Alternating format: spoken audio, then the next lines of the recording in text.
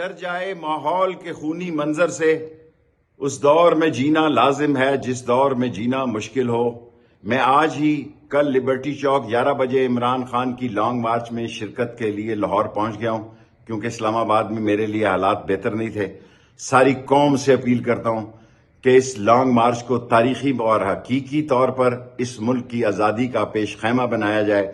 جوش، جذبے، ہمت، تنتنے اور دبدبے سے اس میں شرکت کی جائے۔ میں بھی کل 11 بجے لبرٹی چوک شرکت کروں گا۔